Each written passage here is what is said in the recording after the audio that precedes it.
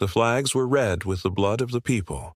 The cobblestones, torn from the streets, became their fortress.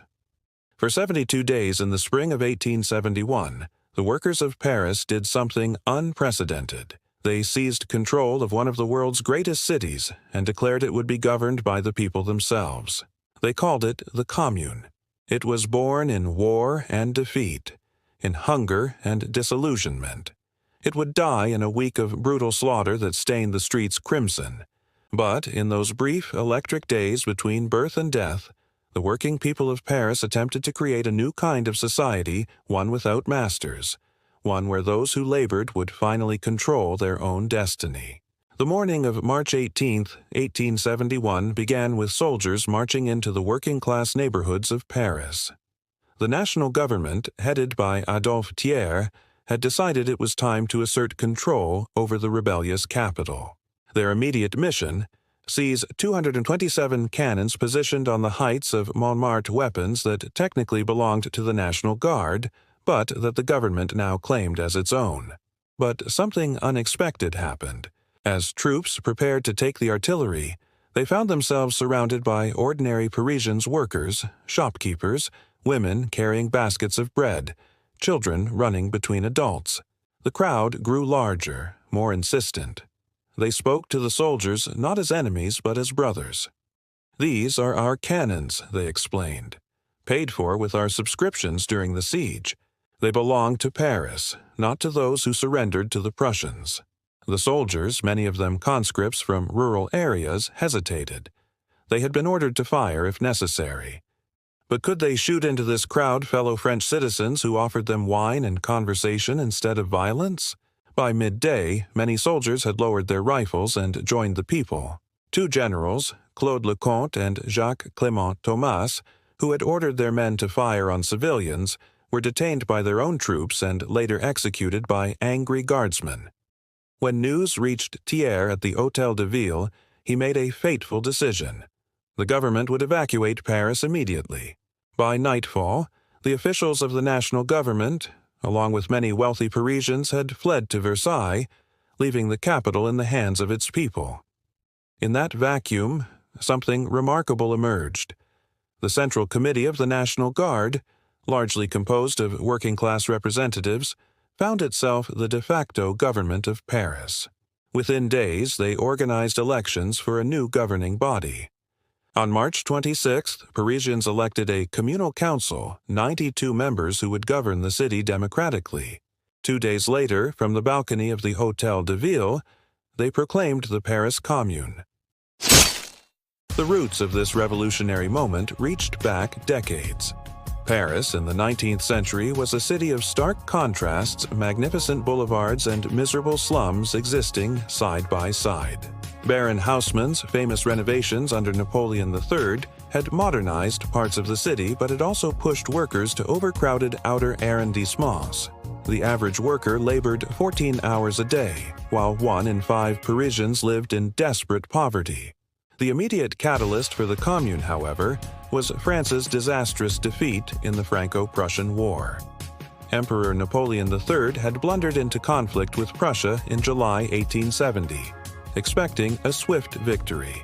Instead, his armies were crushed.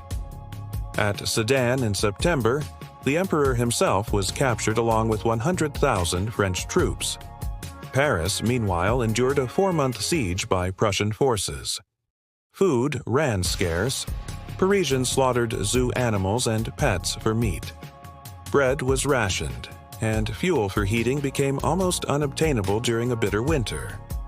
When the national government finally arranged an armistice in January 1871, many Parisians felt betrayed. The newly elected National Assembly, dominated by monarchists and conservatives from rural areas, seemed eager to surrender to Prussian Chancellor Otto von Bismarck. Adding insult to injury, Prussian troops were allowed to march triumphantly through Paris on March 1st. For a populace that had suffered so much to defend their city, this was the final humiliation. The Communards, as they came to be called, represented a diverse coalition of political tendencies. Jacobins, hearkening back to the Revolution of 1789, followers of the socialist Louis-Auguste Blanqui, anarchists influenced by Pierre-Joseph Proudhon, and members of the International Workingmen's Association, including some followers of Karl Marx. What united them was a vision of social democracy more radical than anything yet attempted in a major European city. Elizabeth Dmitriev, a 20-year-old Russian revolutionary and one of the Commune's most dynamic leaders, captured this spirit when she wrote, "The Commune represents the international revolution in its widest sense, for it fights as much for the economic emancipation of labor as for the political liberties of the workers, and even for the human rights of the female half of the human race." Over its brief 72-day existence, the Commune enacted a remarkable series of reforms. On April 2nd, they decreed the separation of church and state and converted religious property to public use. Days later, they abolished night work for bakers, a small but meaningful improvement in working conditions. Pawnshops were ordered to return workers' tools and household items valued under 20 francs, allowing many to resume their livelihoods. Evictions were prohibited, and rents that had gone unpaid during the siege were cancelled entirely. The Commune's commitment to democratic governance was equally revolutionary. Officials received workers' wages rather than luxurious salaries. All public servants were subject to immediate recall by their constituents if they failed to represent the people's will. Military conscription was abolished in favor of a citizen militia. The guillotine was publicly burned as a symbolic rejection of state violence, and the very concept of capital punishment was denounced. Eugène Potier, who would later compose the revolutionary anthem the Internationale, served as a communard and described their vision, "What is the commune that we fight for? It is the product of the people's sovereignty finally realized. It is the independence of each municipality, of each group to govern itself according to its genius, its traditions, its needs." Women played unprecedented roles in the commune. Louise Michel, a schoolteacher who would become known as the Red Virgin, fought on the barricades and organized ambulance services. The Union of Women for the Defense of Paris, founded by Dmitriev, mobilized women workers both to support the revolutionary government and to fight for gender equality. They demanded equal pay for equal work and established cooperative workshops. When the final battle came, women fought and died alongside men on the barricades. André Leo, a feminist journalist and communard, argued passionately that women's rights were inseparable from the broader struggle. There is no revolution worth the name which does not give to women half of humankind their complete and utter emancipation. Though the Commune did not fully realize this ambition in its short life, it represented the most significant advance for women's political participation that Europe had yet seen. In education, the Commune enacted reforms that had been discussed for decades but never implemented. They established free secular education for all children and promoted professional training for girls equal to that offered to boys. Religious instruction was removed from schools, replaced by civic and moral education based on scientific principles. As the Communard Decree on Education stated, "It is essential that children of both sexes learn from the earliest age to use their reason and develop their dignity through knowledge of their rights and duties." The Commune's economic policies were similarly ambitious. They requisitioned workshops abandoned by employers who had fled and turned them over to workers' cooperatives. Plans were developed for workers to take over and collectively manage major enterprises. A census of closed factories was ordered, with the intent to restart production under worker control. These initiatives represented the first attempt to implement on a citywide scale the socialist principle that workers should control the means of production. Not all decisions were successful or uncontroversial. The Communards seized the Bank of France, but in a move later criticized by Marx and others, failed to take full control of its reserves, funds that could have strengthened their position considerably. Disagreements between moderates and radicals sometimes slowed decision-making. The Commune's democratic processes, while admirable in principle, occasionally resulted in lengthy debates when decisive action was needed. Meanwhile, at Versailles, Thiers was rebuilding his forces. The national government negotiated with Bismarck for the release of French prisoners of war to use against Paris. By May, a force of 130,000 troops surrounded the city. The Commune could muster only about 25,000 National Guardsmen, many poorly trained. The military balance had shifted decisively against them. On May 21st, government troops entered Paris through an undefended gate at Point du Jour. What followed was La Semaine Sanglante, the Bloody Week, perhaps the most terrible episode of civil violence in 19th century Europe. The communards fought street by street, barricade by barricade, but were steadily pushed back. As they retreated, they executed hostages, including the Archbishop of Paris, and set fire to symbols of state power, the Tuileries Palace, the Hôtel de Ville, and the Palace of Justice. The government forces showed no mercy. Prisoners were summarily executed. Women suspected of being petroluces. Female arsonists were shot on sight, often with little evidence.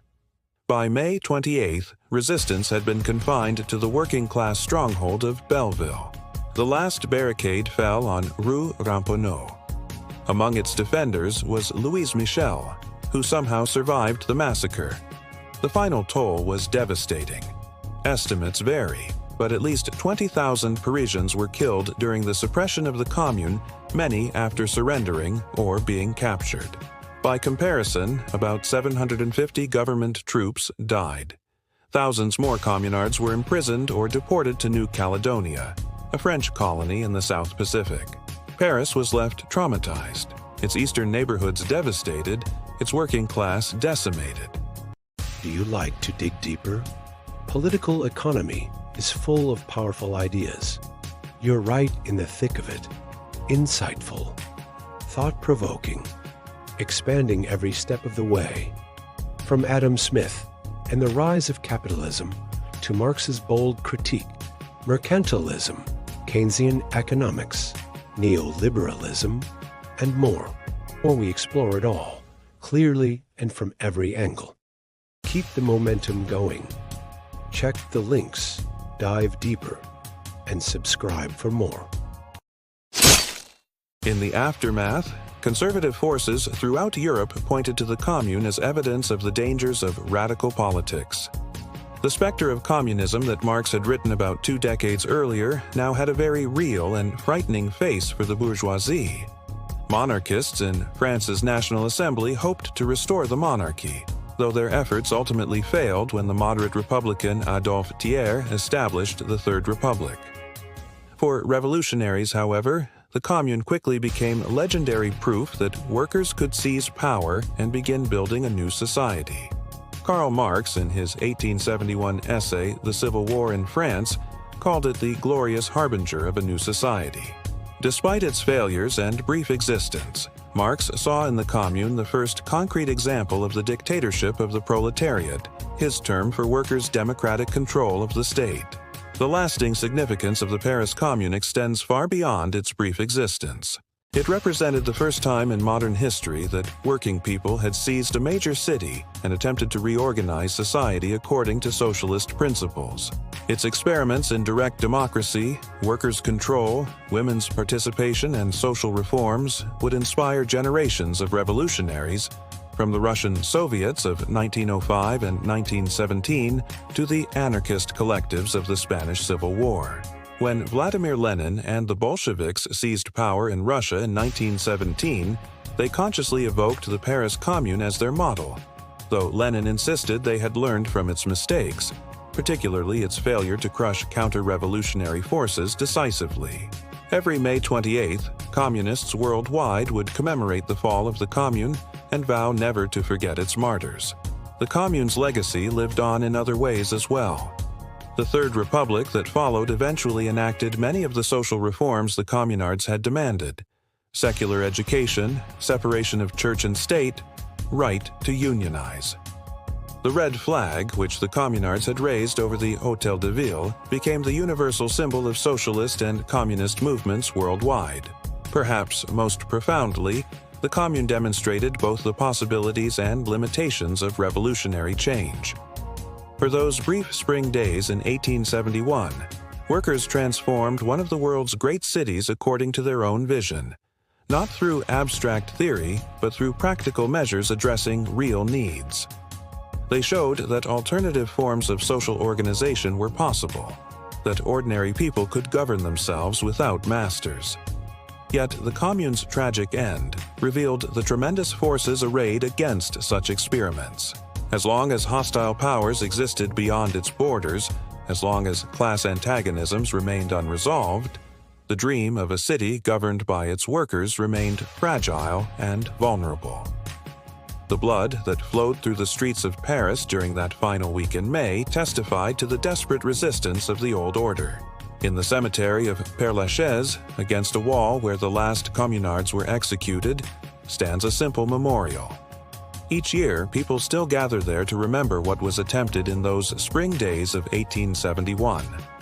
They remember not just the defeat, but the possibility, the brief moment when the workers of Paris held their destiny in their own hands and dared to imagine a world transformed.